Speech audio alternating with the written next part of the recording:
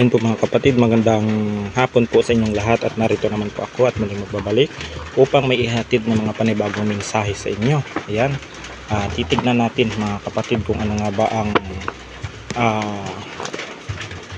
lalabas sa mga barahan na mga kapatid na bababa. Yan, o di kaya pipili na lang tayo para maihatid natin yung mga mensahe sa inyo ng mga barahang ito. Yan, sana magustuhan ninyo yung topic natin today at paki-like, share at subscribe po na rin ng aking YouTube channel at paki-follow na rin po ang aking Facebook page na Maestro Apo Vlogs and Reels. Yan.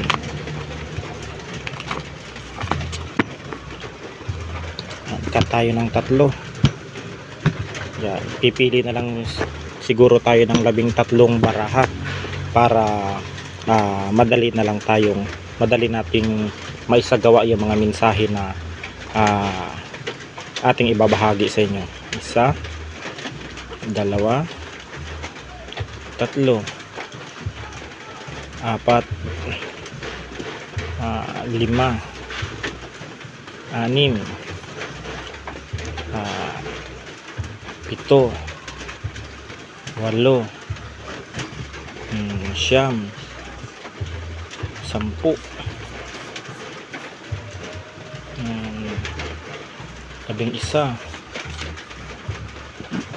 10, 11,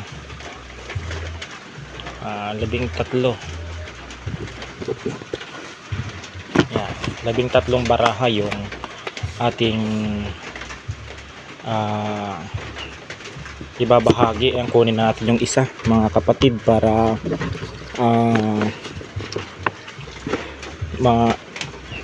may babahagi rin natin sa inyo. Ayan, yan po ang unang-una po nating yung mensahe ay ito. Si Mama Mary. Yan, meron dito mga kapatid yung kanilang bahay, ang kanilang negosyo, ang kanilang kwarto, ang kanilang sala, o di kaya ang kanilang altar ay meron pong Mama Mary na kanilang mga santo sa kanilang bahay dito na nakalagay sa mga sala man yan, sa kanilang negosyo, sa kanilang altar, sa kanilang sala, sa inyong kwarto. Yan, ayan po yung isa rin na gumagabay sa inyo, si Mama Mary. Yan, itong santos na ito, kaya dapat po ay bigyan din niyo siya ng time, kahit lagyan niyo siya ng sampagita, yan, bilang pasasalamat, o di kaya linisan ninyo ang mga katawan yan, punasan ninyo kung ano man ang kung may mga alikabok man, yan, at lagyan din niyo ng magtirik din kayo ng kandila tuwing linggo bilang pasasalamat sa ating mga santos, lalong lalo na kay Mama Mary. Yan, sa mga makakaresonate po nito. Yan, ang pangalawa po ay pako. Yan, meron ditong ginagawa ng spiritual. Yan, sa mga makakaresonate nito na nakakaramdam ng napakasakit na tusok sa kanyang katawan, sa kanyang likod, sa ulo, sa batok, sa kamay, sa paa, o kung saang parte ng katawan na parang tinutusok talaga siya ng matitigas at matutulis na bagay tulad ng pako. Pako yung ritual nito sa iyo ng isang gumagawa ng masama, tulad ng isang mangkukulam o mambabarang. Yan, pako. Claim it. Itong na ito ay itong mensahe na ito na claim it, itong mga nararamdaman ninyong ito na mga sakit at mga pasakit na nararamdaman ninyo ngayon, ay darating ang araw ay gagaling at gagaling din kayo kung kayo ay magpapagamot sa isang mga manggagamot na kilala ninyo. Yan, pabaklas ninyo kung gusto ninyong isumbalik ay ano po ninyo yan, ipapagawa po niyo sa isang manggagamot na kilala at subok ninyong mga manggagamot. Yan, ang sumbalik po mga kapatid ay hindi po basta-basta. Ang isang sumbalik ay pag isinumbalik po ang sakit ninyo sa gumawa niyan, maaari pong buhay rin po ng manggagamot ang nakataya dyan, dahil bago niya isusumbalik niyan, maaring gaganti. Kung malakas ang depensa nung gumagawa sa inyo, maaring gaganti yun sa isang manggagamot. Kaya hindi po basta-basta yung isang sumbalik. Sa pagsusumbalik po, sa magpapagawa po ng sumbalik ay kailangan po ninyo dyan ng isang mga materialis na hinihingi ng isang manggagamot, tapos isasagawa rin naman niya yung ritual na iyan na kahit sa video call ay maisasagawa yan kung paano ipapabalik yung ginawa sa iyo spiritual. Ayan. Palipad hangin, dinadasalan ka nito. May mga itong gumagawa nito sa iyo, bukod sa pako na ibinabanat nito sa iyo, maaaring meron ding palipad hangin. Kaya minsan ikaw ay wala sa parang tulala ka, lutang ka minsan ay nakakalimutan mo yung mga iniisip mo, minsan ay hindi ka nakakatulog, pabalik-balikwas ka lang sa iyong higaan. Yan po ay kalimitan na palipad hangin ang binabanat sa iyo. Yan. Yan po ang ano niyan. Yan po ang kalimitan diyan, mga kapatid. Palipad hangin, marami pong pamamaraan ng palipad hangin na ikaw ay hindi makakatulog. Palipad hangin na masisiraan ka ng ulo. Maraming ano niyan, mga kapatid, maraming pamamaraan yan. Palipad hangin na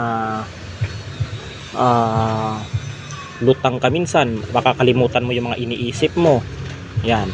Palipad hangin na magagalit ka na lang na wala namang dahilan na ba't nagagalit ka sa mga bagay-bagay na hindi mo naman ginawa. Parang pinagsisisihan, parang may pagsisisi ka sa sarili na wala naman. Parang ang dami pong mga cost na mga palipad hangin. Depende po yan sa nagpapatungkol ng gumagawa sa inyo. Yan. Tulad ng mga kaliwa kasi ang gumagawa ng mga palipad hangin na ito, nagre-ritual gamit ang pako, kaliwa po yan. Kasi dito, mga kapatid, may naiinggit dito sa iyo. O di kaya masipag ka sa trabaho, hardworking ka, naiinggit sa iyo kasi kumikita ka sa malinis na paraan.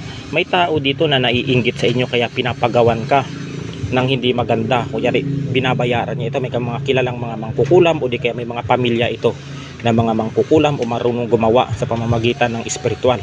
Maaring binabayaran niya para bigyan ka ng sakit o di kaya magkakasakit ka ng taong ito. Maaring naiinggit ito sa iyo kasi ang iyong kita dito ay napakaganda.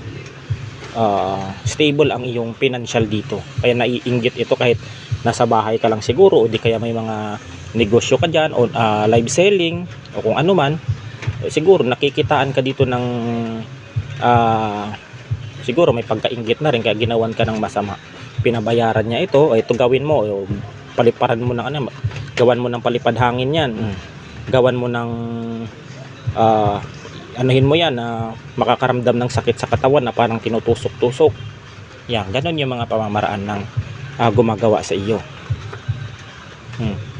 Kasi hadlang ka daw kasi sa kanya. Yan, kaya ginagawan ka nitong palipad hangin o pako kasi ayaw niya nakikitang baka ikaw ay umasenso, umangat, yumaman dahil sa iyong kasipagan. Yan, kaya i-claim it mo yan kung ano man ang narating mo ngayon. Magpasalamat ka pa rin sa Panginoon, magsimba ka pa rin kahit papano. Yan, magsimba ka, wag kang magpadala sa mga emosyon o mawala ng pag-asa dahil ito kasi hadlang ka kasi sa kanya kasi baka yumaman ka, natatakot ito na baka masapawan mo siya. Yan, kaya ginagawan ka. Maaring tinatawag niya ito, maaring may contact siya sa mga mangkukulam na ito na kung kasi pag ganyan kasi, mga kapatid, minomonitor yan. Pag ikaw ay pinapakulam ng isang tao, minomonitor niya yan yung galaw mo, kung yan ba ay nakakalakad pa, kung yan ba ay sira na ang ulo, kung yan ba ay kung ano yung ginagawa mo dyan. Parang gano'n, minomonitor nila kung yan ba ang pinagagawa nila ay epektibo sa iyo o tumatalab sa iyo yung mga pinagagawa nila. Yan ang pamamaraan, mga kapatid, ng mga taong yan. Next week, baka may darating sa iyo next week. Maaring sahod mo ito, financial, tulong, o di kaya sa pera na dadating sa iyo next week. O di kaya next week ay mapopromote ka sa trabaho, aangat ang tataas ang sweldo mo, o di kaya next week ililibre ka ng ang amo mo, maggala kayo, mag-shopping kayo. Yan. Basta i-claim nyo lang ito mga kapatid next week. Kung ano man yan. Tikbalang. Isa din ito sa mga alaga niya na isa din ito sa alaga niya na ikaw ay pinipinsala. Yan. Pinipinsala ka nito. Maaring ikaw dito ay nakakaramdam ka ng pamimigat ng likod. Talagang sobrang sakit. Kasi mga kapatid, pag ikaw pa ay nakakaramdam ng sakit ng likod ay parang may nakadagan, yan po ay nakasakay po o nakalukob sa iyo yung mga espiritu na gumagambala o pinapadala sa inyo ng mga mangkukulam na ito. Yan.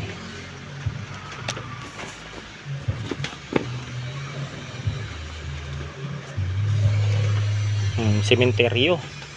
Maaring may iba-iba na, lahat na ng take all na ito yung pinagagawa sa iyo. Maaring ginagawan ka rin ito sa sementeryo, nire-ritualan ka nito, maaring sinisindihan ka ng itim na kandila, o dinadasalan ka sa pamamagitan ng patay, na dadalawin ka sa panaginip na mga kaluluwa. Sa sementeryo ka nito. Isa rin ito sa mga ritual sa iyo na ginagawan ka ng ritual gamit ang sementeryo. Yan, maring nagsindi siya doon ng kandila sa patay, kinausap na yon na ipapatungkol na yung pangalan mo, nagagambalain ka, kaya minsan hindi ka nakakatulog, nagigising ka sa mga alanganing oras, kasi nga dinadalaw ka ng mga kaluluwa na tinatawag na mga ito, na mga mangkukulam na ito. Sa totoo lang mga kapatid, kung aaralin ninyo ang spiritual ay napakahiwaga po talaga mga kapatid. Napakahiwaga po ng mundo ng spiritual. Yan. Yung iba kasi hindi nila naiintindihan. Pero ang spiritual ay totoo kahit saan ka magpunta, kahit saan mo yan aralin, kahit sa Biblia ay nakalagay ang mga masasamang espiritu, mga mangkukulam, mga kaluluwa, mga demonyo. Nasa sa yan? Nasa Biblia din yan. Yan. Iba na kasi ang ngayon, ang panahon ngayon mga kapatid. Bihira na lang yung mga taong naniniwala sa mga manggagamot, albularyo, kasi kunting kibot lang nagkakasakit sila, sa doktor agad ang punta. Ayan. Kaya bihira na lang yung mga taong naniniwala ngayon sa mga manggagamot. Mga maaring mga sinaunang mga matatanda, naniniwala pa sila, pero ngayong mga kabataan hindi na sila naniniwala sa mga ganito. Sa mga ganitong usapin. Ayan. Wagas na pag-ibig. Maaari ditong may mga magpartner dito na niloko. Isa rin dito na siguro may isa kang karelasyon dati na naghiwalay kayo, na wala kayong na naghiwalay kayo ng parang wala kayong maayos na pag-uusap, parang naghiwalay lang kayo ng yun na, tapos na.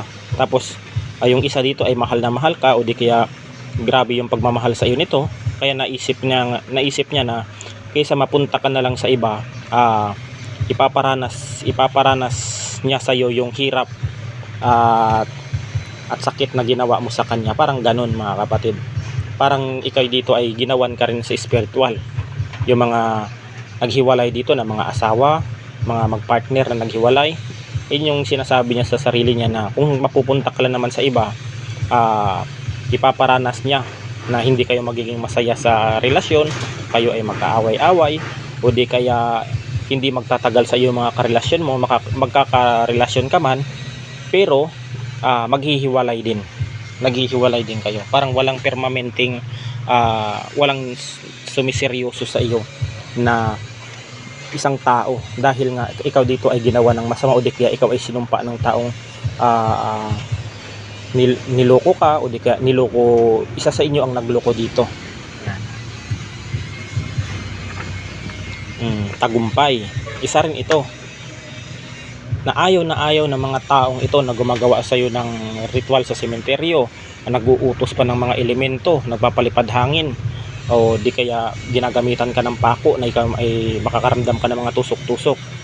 Ayaw na nito mga kapatid na ikaw ay magtagumpay sa buhay, yumaman ka, magkaroon ka ng maraming pera, investment, lupa, sasakyan. Ayaw na ayaw nito mga kapatid. Yan, kasi ang nakikita niya dito, hardworking ka. Yan. Pag trabaho ka talaga, seryoso ka sa trabaho mo. Kaya ganun, ayaw na ayaw niya nakikita kang ganyan. Kaya ayaw na ayaw niya magtatagumpay ka. Kaya nagbabayad talaga ito para sirain ang iyong buhay o di kaya ang iyong pagkatao. Yan. Yung mga taong ganito mga kapatid, hindi ito masaya sa buhay. Na nagpapakulam sila, binabayaran nila yung mangkukulam para mamatay ang isang taong wala namang ginagawa sa kanila. May mga tao kasing ganun mga kapatid, yun yung mga taong mga traidor mga kapatid, hindi sila marunong lumaban ng patas. Yan, hindi sila marunong lumaban ng patas. Kaya dinadaan na lang nila sa spiritual. Yan, yung mga taong walang paninindigan yan. Yung mga taong hindi sa kanilang walang sariling paninindigan. Yan, kaya ginagawa nila ng spiritual ang isang tao. Malaking kasalanan din yun mga kapatid, na ipapakulam mo yung isang tao na wala namang kasalanan sa iyo. Malaking lapastangan po yan sa ating Panginoon. Oo, maaring malakas ka ngayon. Darating ang araw kung ikaw ay lilisan na o di kaya mamamatay o di kaya papanaw ka dito sa ating ibundong ibabaw. Haharap ka at haharap sa ating Panginoon. Lilitisin ang iyong mga pagkakasala, ang iyong mga ginagawang masama, ang iyong mga ginagawang mabuti o di kaya mga pinagagawang masama dito sa mundong ibabaw. Maaring hindi man nakikita ng ibang tao yung mga totoong ginagawa mo, yung mga panglalamang mo sa kapwa, yung paggagawa mo ng hindi maganda. Maaring hindi man nakikita ng mga tao o na nararamdaman ng mga tao sa ating paligid yung mga pinagagawa mo, hindi ka makakaligtas sa ating Panginoon. Yan. Hindi ka maaring makakaligtas dahil maring magaling ka man linlang o kung ano man, maring hindi ka makakaligtas pagdating ng araw ng iyong kung sakaling babawiin na ng ating Panginoon ng iyong buhay. Yan, wag po tayong sinasabi nating wag po tayong maging piling malakas, piling magaling, piling matalino, dahil sa isang iglap mga kapatid, pag yan ay inabuso natin, maaring bawiin ng ating Panginoon yung ating mga kakayahan na iniregalo at ibinigay sa atin. Minsan mga kapatid, minsan sa sobrang talino ng tao na yung tingin nila sa mga mahihirap, sa mga taong mga mahirap at mga walang pera, mga dukha, ay parang maliit lamang. Yan, kasi mataas kasi ang tingin nila sa sarili. Hindi nila alam mga kapatid, yung talino nila, yung galing nila, yung kakayahan nila, yung lakas nila, ay pwedeng sa isang iglap mga kapatid, pwedeng bawiin ng ating Panginoon yan pag yan ay inabuso nila. Minsan sa sobrang talino, nanlalamang na sila ng kapwa, inaapakan na nila yung tao, hindi na nila ginagalang, parang ganun mga kapatid. Pwede rin yan mga kapatid, sa isang iglap babawiin ng Panginoon yan. O maaring madisgrasya ka, mabagok ang ulo mo, o magkaroon ka ng amnesia na hindi natin alam. Marami kasing mga pamamaraan mga kapatid ang ating Panginoon. Maaring pwedeng bawiin yan. Hindi natin masasabi mga kapatid. Ang kamatayan kasi mga kapatid ay hindi natin matatakasan. Kung oras mo na yan. Yan ang masasabi ko sa inyo mga kapatid. Naway maunawaan ninyo yung mga sinasabi ko. Yan, ang talino natin, ang galing natin, ang ano natin mga kapatid, ang lakas natin ay hiram lang sa ating Panginoon yan. Maari pag yan ay inabuso natin, pwedeng bawiin yan ng ating Panginoon, dahil ang Panginoon ang nagbigay sa atin ng lakas o di kaya ang kagalingan iyan, dahil yan ay iniregalo sa atin sa bawat nilalang o taong kanyang pinagkakalooban. Yan, ang sino mang umaabuso sa kakayahan na ibinigay ng Panginoon ay darating ang araw, babawiin niya ang kakayahang iyan pag yan ay inalapastangan ninyo at inabuso. Yan ang katotohanan dyan. Kaya wag tayong maging feeling magaling porket maraming pera ang tingin sa tao, halos bilhin na yung buhay ng tao, halos babayaran lang yung pera yung tao para ipapatay lang. Mali yung mga kapatid, hindi na makatarungan yung ganyang pamamaraan.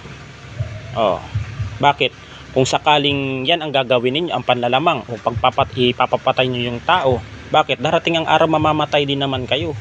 Lahat tayo haharap sa kamatayan. Yan ang masasabi ko sa inyo. Kaya wag tayong wag nating ilapastanganin ng isang tao, ah, wag nating abusuhin ang kahinaan ng bawat nilalang. Wag nating abusuhin. Porket kayo ay malakas, makapangyarihan, maimpluwensya, wag nating idaan sa ganun. Lumaban po tayo ng patas at walang inaapakan o inaagrabyadong tao. Ganon mga kapatid. Karma. Ito mga kapatid, pag ito ay ginawa ninyo ng pinagawa ninyo ito o di kaya ipabalik ninyo itong mga ginagawa sa inyo, mga pako na nakakaramdam kayo ng sakit gamit ritual ng pako, palipad hangin, mga ito. Pag ito mga kapatid ay isinumbalik ninyo, ipinagawa niyo din sa malakas at magaling na manggagamot o ritualista na gumagawa ng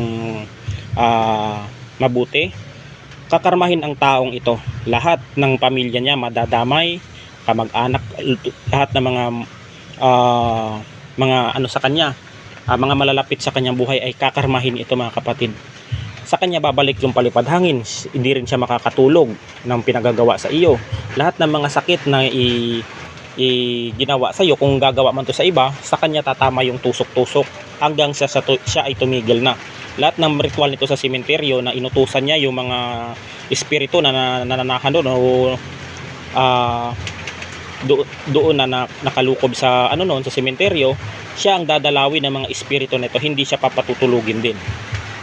Pag yan ay sinumbalik ninyo, sila ay makakarma dito. Ayan. Kasi ang kasi dito mga kapatid, ang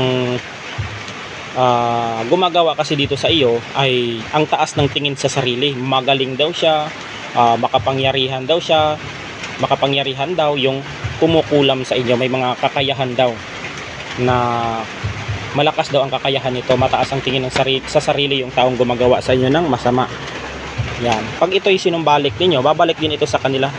Pag ipinagawa ninyo ang ritual na ito, matatanggal din itong mga pako, palipad hangin, tikbalang, ritual sa sementeryo, babalik sa kanya yung karma.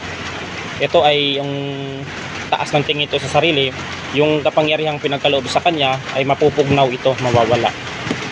Yan. Dito mga kapatid, maaring sa social media ka kinuhanan ng ng maaring pangalan mo ito, yan, picture. Kasi ganito yung mga kapatid, nagtatanong sila, bakit daw hindi daw ako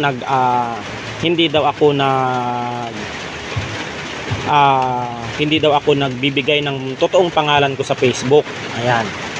Unang-una mga kapatid, bilang isa kang manggagamot talaga, yung pangalan mo dapat talaga ay naka-private po yan. Sa totoo yung pangalan ko po ay Francis Bernabe po talaga ang pangalan ko sa Facebook. Pero yung nilagay ko talaga dun sa sa aking Facebook, sa official Facebook ko ay Hashim Sandalphon Tetragrammaton. Yan po ay isang mga sagrado o mga Latin o mga banal na salita na aking inilagay dyan sa aking Facebook account. Yan. Kung sakali man na babanatan nila ako, kukulamin nila ako sa pamamagitan ng pangalan na iyan, ibig sabihin nun, parang kinulam niya rin yung mga espiritu na aking inilagay na pangalan dyan. Kasi mga kapatid, sa social media kasi, pwede tayong kulamin sa pamamagitan ng pangalan lang.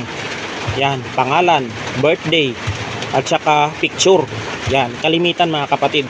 Kaya ang ko talaga dyan, nag-iba talaga ako ng pangalan. Yan talaga yung paborito kong pangalan simula nung dati hanggang sa nahack yung account ko. Yan talaga yung paborito kong pangalan, yung Hashim Sandalphon Tetragrammaton. Yan, pero yung totoo ko talagang pangalan, Francis Bernabe po talaga. Yan. Hindi naman po, yan talaga yung lahat naman ng mga manggagamot, yung mga antingero dyan, mga vlogger na mga manggagamot, may mga din sila yan, may mga alias din yan sila. Kasi maaring sa pangalan, pwede kang kulamin, lalong-lalo na kung isa kang manggagamot, sikat kang manggagamot, o kung akala ninyo maraming manggagamot sa social media, may mga mangkukulam din. May mga mangkukulam din dyan na nag-i-espiya din. Paano kung sikat ka, kilala kang manggagamot, at alam nila yung pangalan mo, pwede ka nilang kulamin, pwede ka nilang kuhanan ng picture sa inyong social media. Kaya nga yung ibang sinasabi ko sa kanila, yung iba, kung kayo ay kinakainggitan kayo ng mga tao, yung mga kapitbahay niyo diyan, mas mabuti pang i-private ninyo ang inyong social media account, i-lock ninyo ang inyong profile.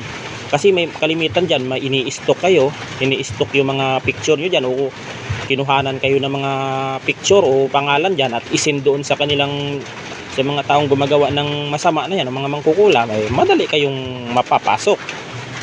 Yan. Kaya maging maging aral ito sa inyo. Kaya hindi po talaga ako naglalagay ng totoo kong pangalan, dahil sa totoo lang, pwede kang kulamin sa pangalan, sa iyong mga personal na gamit. Yan, tulad ng mga salawal, damit, sa inyong mga supply, kung ano man yan, short, basta hindi nalabhan, o di kaya mga gamit mo sa birthday, pwede kang mabiktima ng black magic. Yan ang ko. Kaya hindi po talaga ako naglalagay ng totoo kong pangalan, kasi yan talaga ang advice sa akin ng isa kong dating naging guro sa larangan ng panggagamot. Kung ikaw ay maging isang tanyag na manggagamot, wag mong ipapaalam ang inyong pangalan, dahil marami kang makakabangga na kapwa mo rin manggagamot, kapwa mo rin antingero, kapwa mo mga mangkukulam dyan, mga mambabarang, mga kulto. Kasi kung may mga manggagamot sa social media, meron ding mga mangkukulam na umaali-aligid at susubukin ang iyong kakayahan, kung saan kung anong antas ka at kung gaano ka kalakas na manggagamot. Yan ang tumatak sa aking isip, mga kapatid. Yan po mga kapatid, at hanggang dito na lang, at God bless us all. Ingat po tayo palagi. Ayan.